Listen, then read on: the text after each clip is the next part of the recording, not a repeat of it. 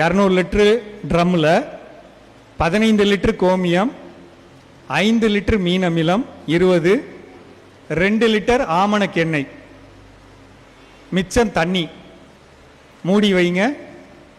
தினசரி கலக்கி விடுங்க. 15 நாள் கழித்து 10 லிட்டருக்கு 1 லிட்டர் கலந்தடிங்க. இது முதல் செய்தி. ரெண்டாவது செய்தி, இது யார் எதுக்கு? கதினாவாய் பூச்சி, குருத்து பூச்சி.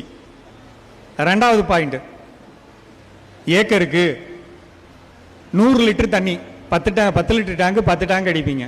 அதில் அரை லிட்டரு வேப்பெண்ணெய், புங்கெண்ணெய், இழுப்பெண்ணெய் 3 கலங்க. நிறைய பேர் நம்ம சீயக்காய் தூளில் கரைக்கணும், காதி சோப்பில் கரைக்கணும். வாய்ப்பு இருந்தால் இந்த அரை லிட்டரை ஒரு வாளியில் ஊற்றிக்கங்க. ஒரு 5 லிட்டர் தண்ணி ஊற்றிக்கங்க. நான் சொல்கிற இந்த பவுடர் சோப் அதில் போடுங்க. இப்படியே சுற்றிக்கிட்டு இருந்தீங்கன்னா பால் மாதிரி வந்துடும். அதை தூக்கி அந்த மிச்சம் இருக்க 95 லிட்டரில் ஊற்றி அடிங்க. என்ன செய்யக்கூடாது? 100 லிட்டரில் ஊற்றிக்கிட்டு கலக்கக்கூடாது. கலக்குனீங்கன்னா கலங்காது. சின்னகளை வச்சு செஞ்சுட்டு ஊற்றிக்கங்க. ஒன்று இல்லைப்பா எனக்கு அது ஆகாது, கரைய மாட்டேங்குது, என்ன செய்யலாம்? 1 ரூபா சிக் ஷாம்பு, இந்த ஷாம்பு விற்கிறாங்களா 1 ரூபா ஷாஷே, அதை வெட்டி உள்ளே போட்டு கரைங்க, கரைஞ்சிரும்.